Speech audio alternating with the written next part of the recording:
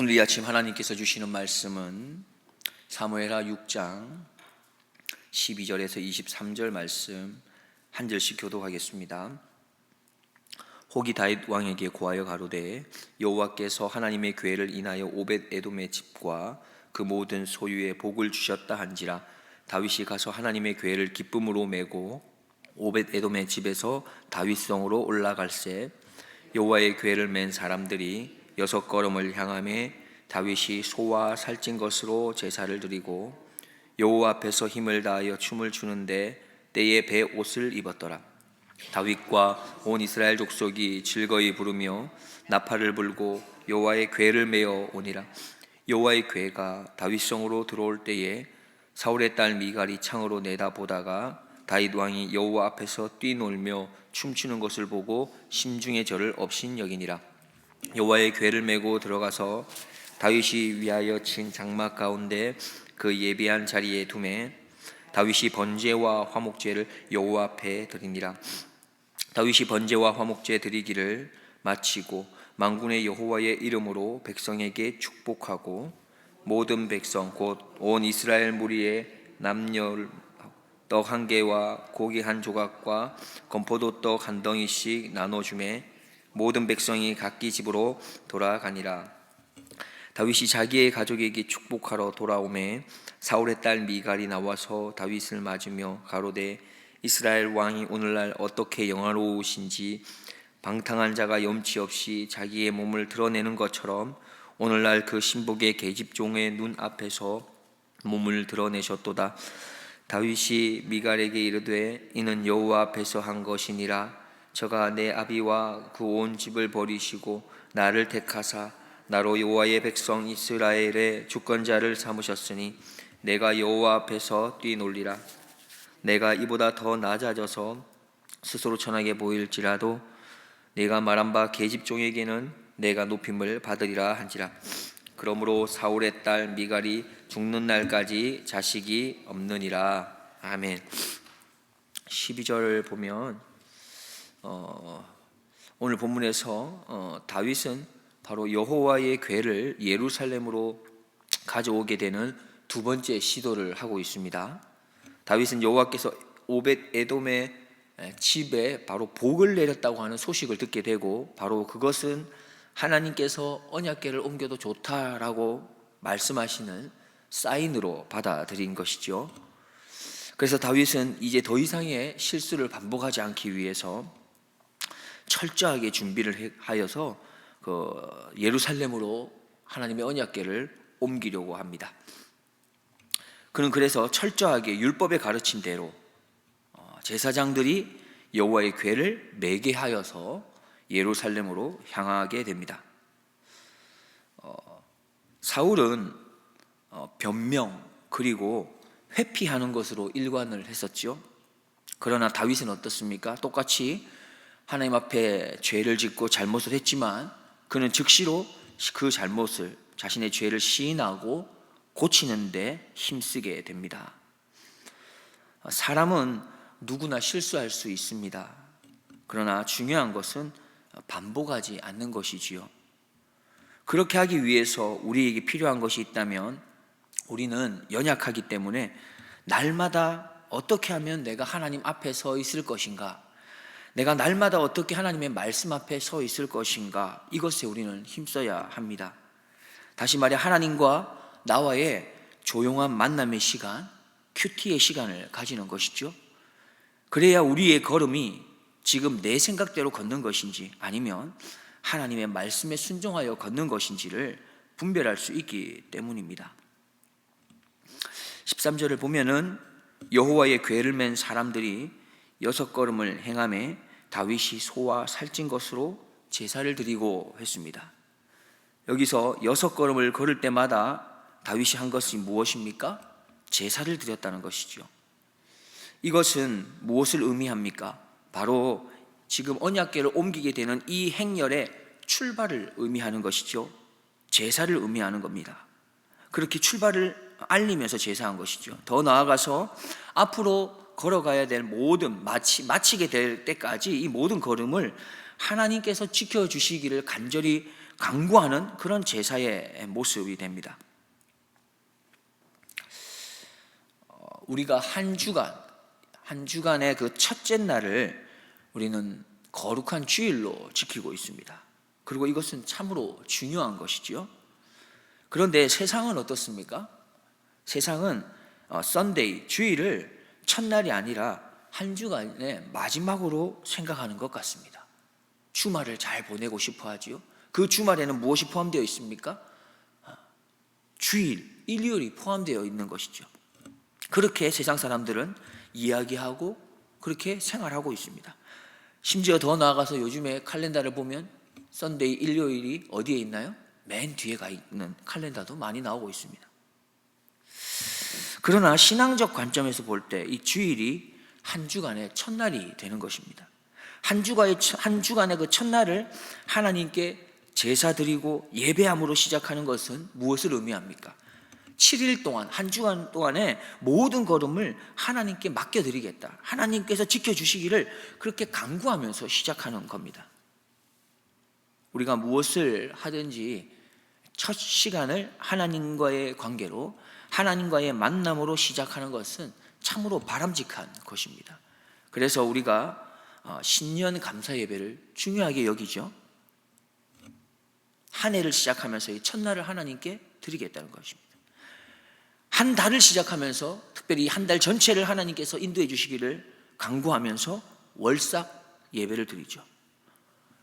일주일 하나님께 드리기 위해서 주일 예배를 드리고, 하루를 온전히 하나님께 드리기 위해 우리는 이렇게 새벽 예배를 드립니다.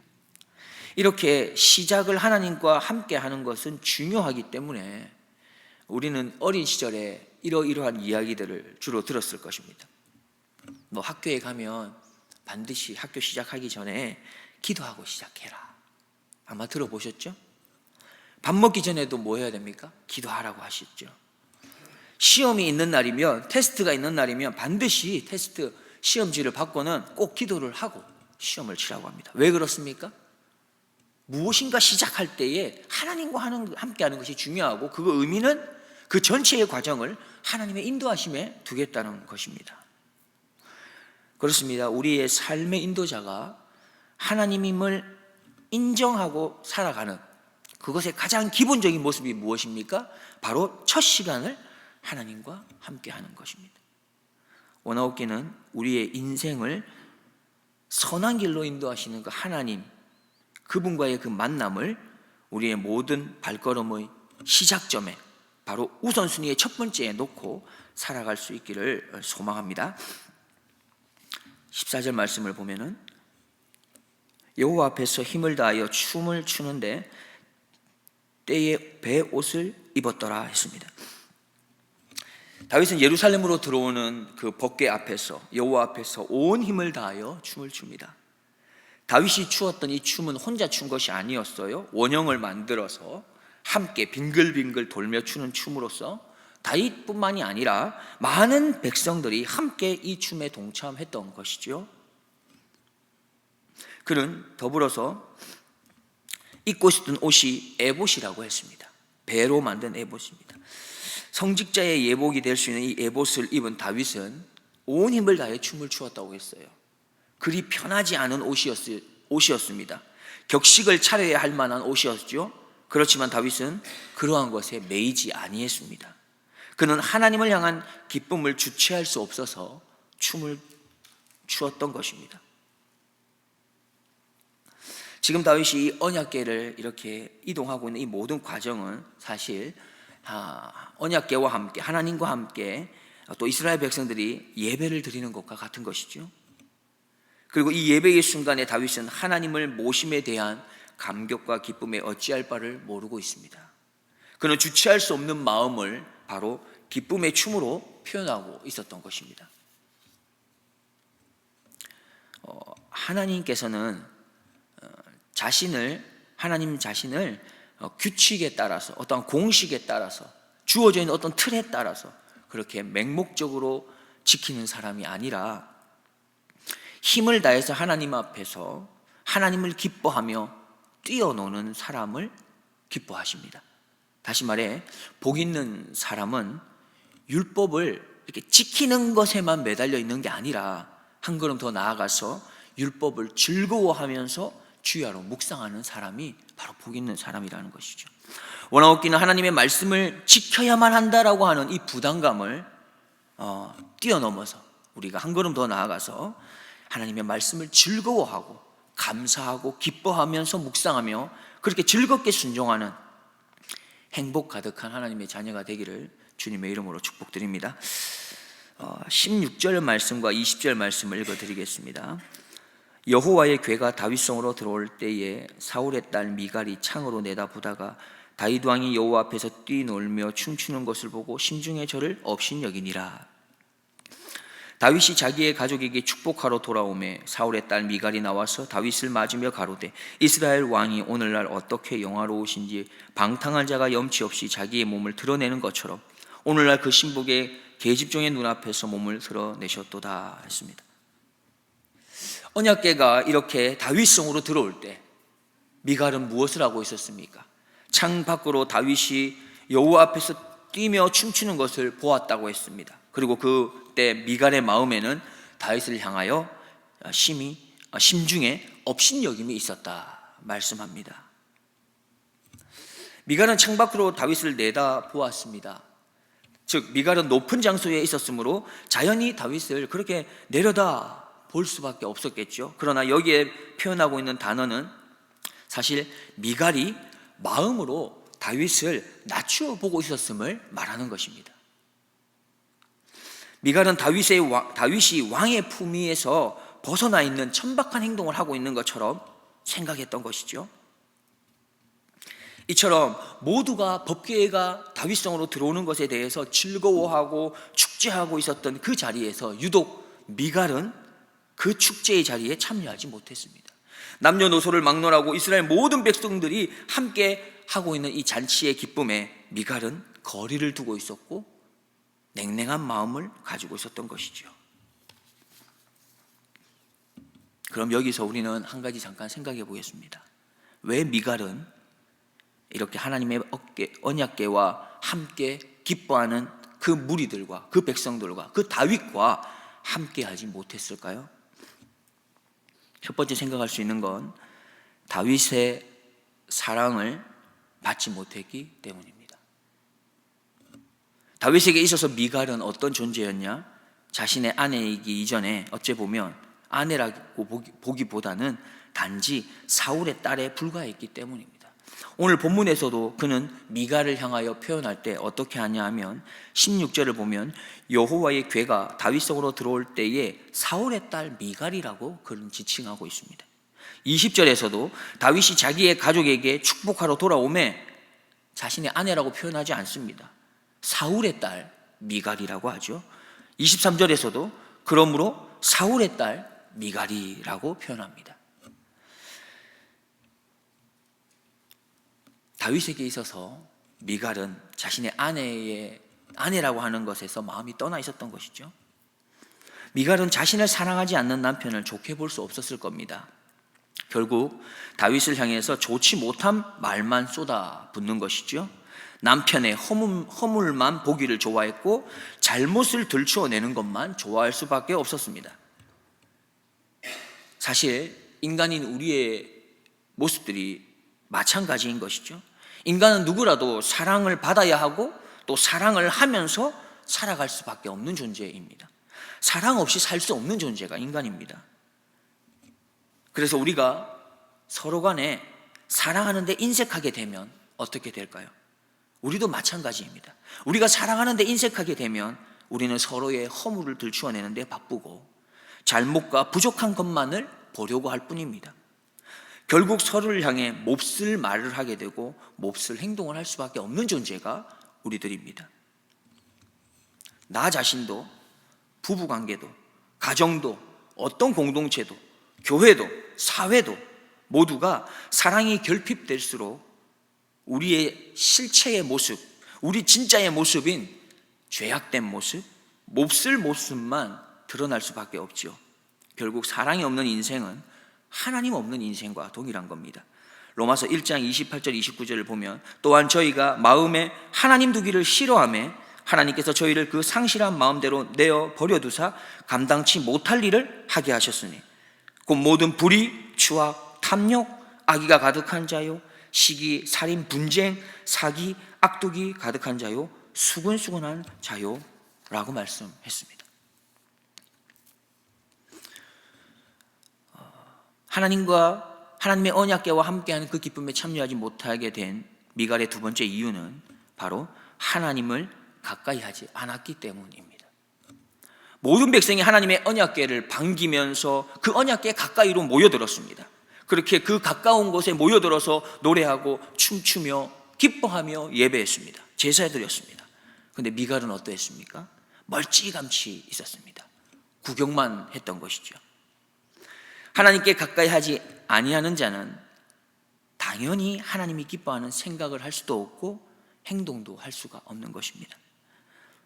우리는 하나님과 어느 정도의 거리를 유지하고 계십니까? 미갈은 하나님의 언약궤가 보이는 정도의 위치에 있었습니다. 보이지 않는 위치에 있었지 않았습니다. 더 나아가서 미갈은 언약궤를 보면서 기뻐하고 춤추는 다윗과 백성들을 볼 수 있을 만한 위치에 있었습니다. 다시 말하면 예배하는 광경을 볼 수 있는 위치에 있었던 것이죠. 그렇지만 그는 그 예배의 감격에는 빠지지 못했습니다. 예배를 보았어요. 그러나 예배의 감격에는 빠지지 못했습니다. 하나님과의 만남을 느끼지도 못했고 경험하지도 못했습니다. 지금 우리의 위치는 어느 정도입니까? 하나님을 만나고 하나님을 경험하는 위치에 계십니까? 그래서 예배의 감격 때문에 너무 기쁘고 즐거워서 기뻐 뛰며 춤추며 소리치며 주님을 높이고 싶으십니까? 다윗은 왕이라는 위치에 있었습니다. 그리고 그는 의식과 격식을 보여주는 에봇을 입고 있었습니다. 그는 또한 수많은 사람들이 집중하고 있는 그 백성들에게 둘러싸여 있었습니다. 그렇지만 그는 그런 상황에 있었지만 뛰며 춤을 추며 하나님께 나아갔습니다. 다윗은 하나님을 모시는 것이 너무나 행복하고 기뻐서 다른 것은 전혀 신경이 쓰이지도 않았습니다. 다윗은 하나님의 언약궤를 모시는 그 예배의 순간에 오직 하나님만 보였던 것입니다. 이 시간 우리의 예배를 다시 한번 점검해 봅시다. 정말 하나님께서 기뻐하시는 예배, 그리고 우리가 하나님과의 만남을 기쁘게 여기는 그런 예배, 감격과 기쁨이 넘치는 그런 예배를 위해서 우리가 예배를 더욱더 사모하는 마음으로 주님께 나아가기를 소망합니다. 찬양의 시간, 또 기도의 시간, 말씀을 듣는 시간, 어떤 순간도 놓치지 말고 간절히 하나님을 사랑하는 마음으로 예배하여서 축복과 축제, 영광과 감격이 넘치는 예배가 우리 가운데 온전히 회복될 수 있기를 모두 힘쓰는 우리 모두가 되기를 축복드립니다. 기도하겠습니다. 하나님 아버지 감사합니다. 우리의 예배가 신령과 진정으로 드리는 예배, 하나님을 뜨겁게 사랑하는 예배, 하나님을 감격함으로 만나는 예배가 되게 하여 주시옵소서. 주님을 뜨겁게 사랑하는, 주님이 찾으시는 그런 예배자가 되게 하여 주옵소서. 감사드리며 내 마음을 주님을 향한 간절한 뜨거움으로 채워주실 예수 그리스도의 이름으로 기도드리옵나이다. 아멘.